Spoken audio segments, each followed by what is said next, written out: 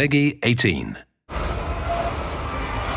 Alan Wake 2 is a psychological survival horror game, and the player takes on the role of two different hero characters. The titular character, Alan Wake. This story is a monster. And a new character, Saga Anderson. Glad you're on this case with me, Anderson. Alan Wake 2 has many twos in it. Two narratives. We are exploring two worlds. It's not just Alan Wake this time.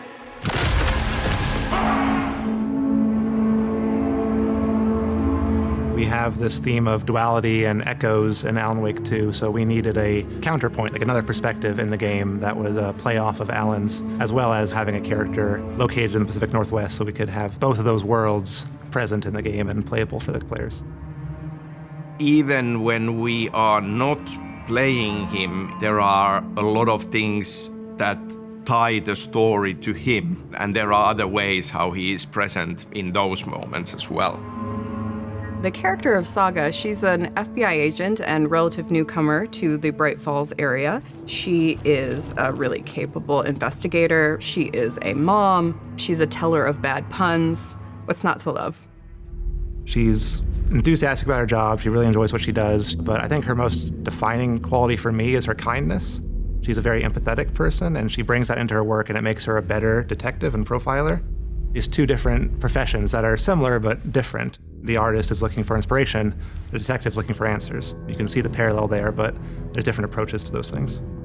We're obviously quite aware that the first game came out 13 years ago. So we wanted to make sure that we had a hero character who would bring the perspective of new players. We wanted to make sure that new players into the experience would be learning with her through the story. We wanted to make absolutely sure that we find the right actor for the role, and we were looking for quite a while for Saga.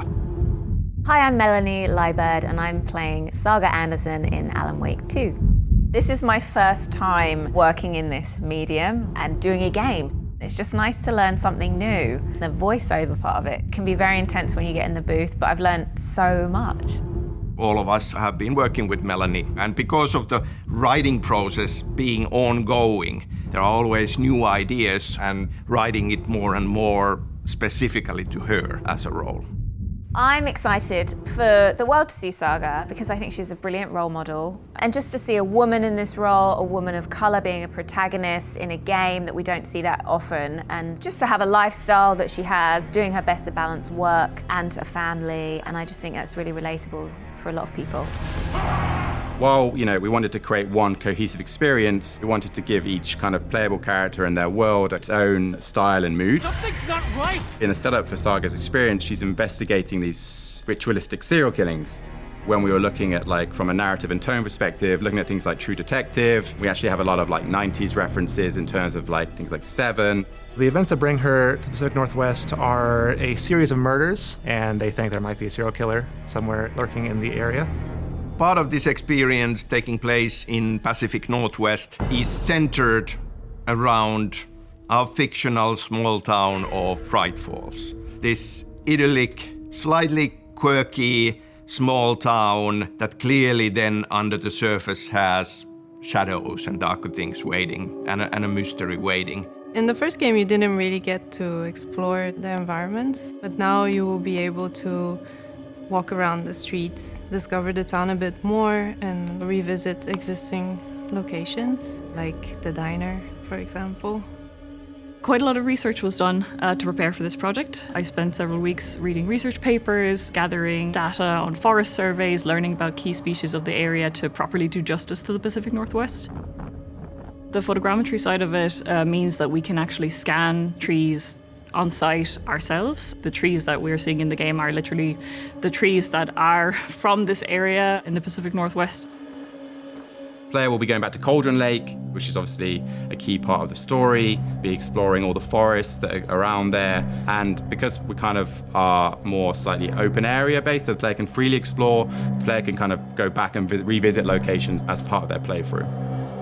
Saga Anderson, she's not just any FBI agent coming into this case. There are elements to this that very much tie to kind of who she really is and a journey, a mystery to be discovered there as well. First things first. What's your name? So where has Alan Wake been these 13 years? He went missing at the end of the first game? That is the question.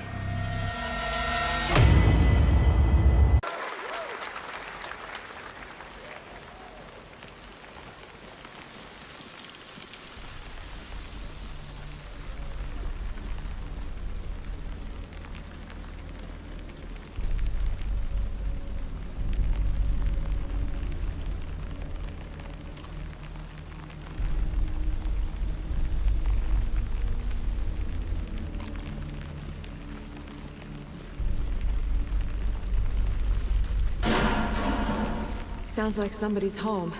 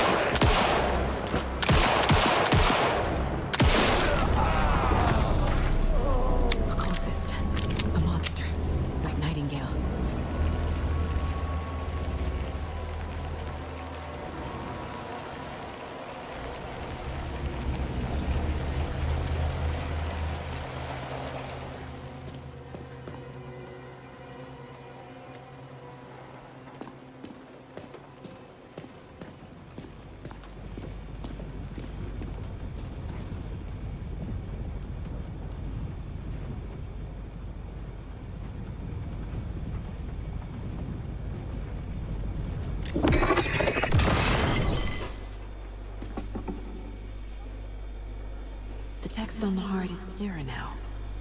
Legible. I knew it would be here, like I saw it in a dream.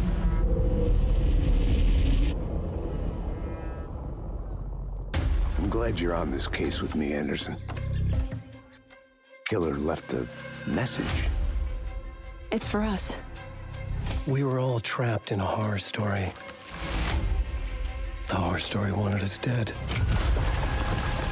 There's something I'm forgetting. Something important.